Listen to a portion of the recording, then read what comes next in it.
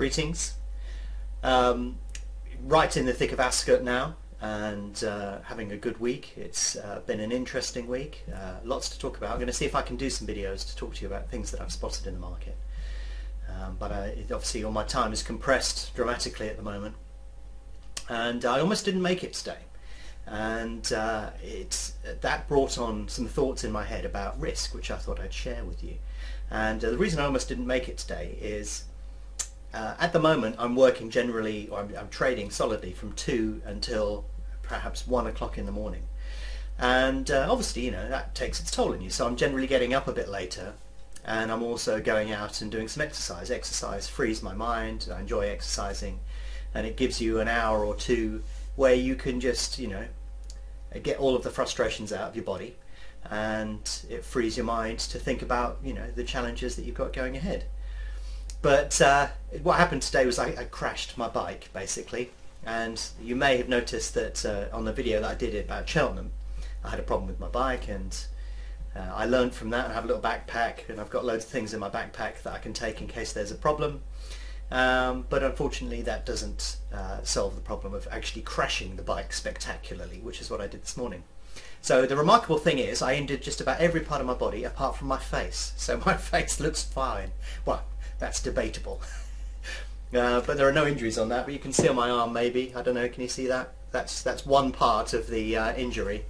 And I've injured my shoulder, my elbow, my stomach. I got impaled on the bike. Knee, calf, toe, hamstring, back. It was a pretty spectacular crash. And the worst thing was that I was bombing along the canal towpath, probably about 20 miles an hour, I guess. I was going full pelt, and there was a covered area on the towpath which masked a pothole, and I hit the pothole at full speed, and that threw me off the front of the bike, with the bike, along the towpath, through the undergrowth and straight into the canal.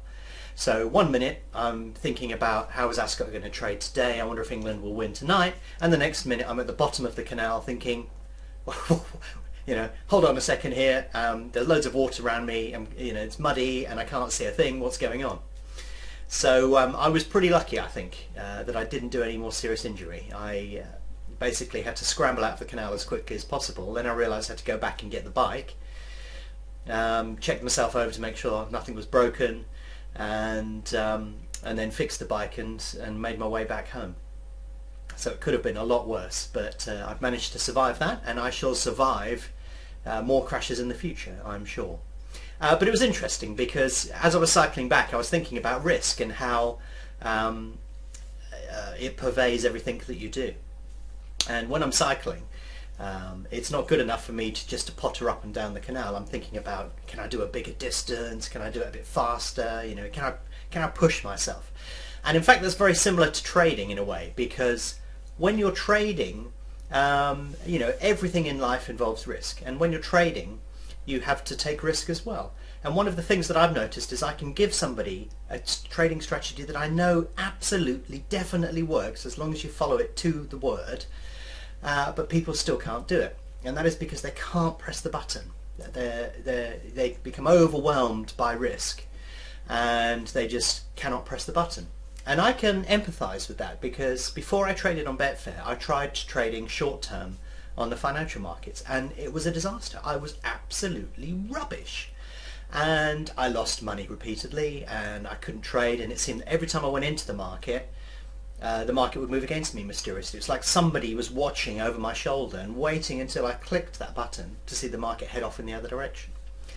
So short-term trading for me on financials was a disaster, but my journey through Betfair has actually taught me a lot about the trading process. Trading process in terms of what you should do and when, but also up here as well, in terms of the way that you approach risk and what you should do. So the funny thing is, you know, when I first tried trading short term, it was a disaster. Traded on Betfair, suddenly it all became clear, and I learned everything about the way that risk works and how trading works, and I could frame it all. And that's allowed me to trade short term on pretty much anything. I understand the metrics perfectly now, but also I understand about risk. So when I'm belting along the canal towpath, I am taking risks because I know if I'm really pushing it, I could crash at any point. And today I obviously pushed it too far and had a spectacular crash. And the same can happen in the market. Sometimes you're doing what you think is a reasonable position, you overdo it and you crash. But much like in the market, once it had happened, I just dusted myself down and got on with it, basically. And if I was riding a motorbike down the canal at 50 miles an hour, then that may have been fatal, but I wasn't. So I knew sort of where my limits were, and I just pushed them a little bit too hard today, and did myself quite a few nasty injuries. But I'll recover within a week or so. But when you look at how you take risk, it's all about finding that edge, looking at what you can and can't cope with. And the problem, I think, with Betfair trading is a lot of people, fundamentally I think a lot of people have got the general gist of trading wrong. The market is not very pure in terms of advice, and there are lots of people out there that say they can trade when they quite clearly cannot. So the market becomes quite fudged in terms of what trading is really about. But when you understand what trading is really about, you still have to press the button. And very often people's tolerance to risk is very low. And there was a simple way for me not to crash this morning, and that was not to go out on the bike. So I could have avoided a loss, as it were, by just not doing it. And that's what tends to happen with trading. People end up creating a situation where they can never gain. But also, when you look at it in the scheme of things, say there were 5 cyclists riding along the canal this morning, the one that would have got home first was the one that would be pushing the limits of what they could do. And ultimately that's sort of part of what trading is all about. You want to trade effectively but stay within a tolerable level of risk, and you may want to push it a little bit now and again, but you have to accept the fact that every now and again that may go wrong. But that's the level, that's the zone that you sort of need to be in. If you stay too comfortable, you never make any money, and if you take too much risk, you'll end up crashing. But when I think back a long time ago, when I was about 18 or 19, I had a psychometric interview at the job that I was at, because they were interested in working out people's personalities, and one of the questions on there was, have you ever broken a bone in your body? And I went up to the examiner or interviewer or whatever you want to call them, and asked them what that question was all about. And he said, oh, that's all about risk and how much risk you take. And he said, well, if you've broken something in your body, then you do tend to take risks, and that categorizes you in a different path. And he goes, have you ever broken a bone in your body? And I said, well, no, I haven't actually, and I still haven't today. And he goes, so therefore you're not a risk taker in terms of the way that we would categorize you. And I said, well, actually, maybe I've just been a bit lucky. And I think that perhaps when it comes to breaking bones, I think I probably have been lucky. I should have broken a few by now.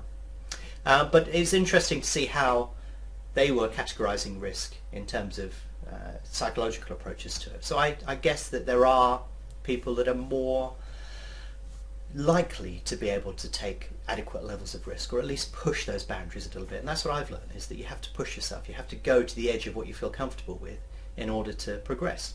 So when I first started trading on Betfair, I nearly passed out the first time I put £1,000 trade through the market. But if I trade 10, 50 or 100,000 through a market, it just doesn't even register now. I don't even think about it.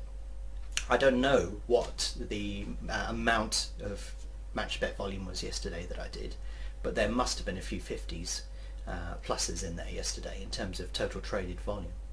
But I don't flinch at that now. I don't feel any flicker of emotion when I do that. And what my point is here is that it is possible to do that, because I went from a complete idiot basically when I first started trading to an expert, but it was a progressive path. It was one little step after another, getting more comfortable with the level of risk that I could take and the boundaries that I could push. So I think that whatever you do in life, there is going to be risk, and I think from trading there is risk as well. But the funny thing is, when it involves money, it warps people's behaviour in terms of the way that they do things. But I think that cycling along the canal at full speed when the ground is pretty rough is taking equally as much risk. And unfortunately today I just pushed that a little bit too hard and crashed.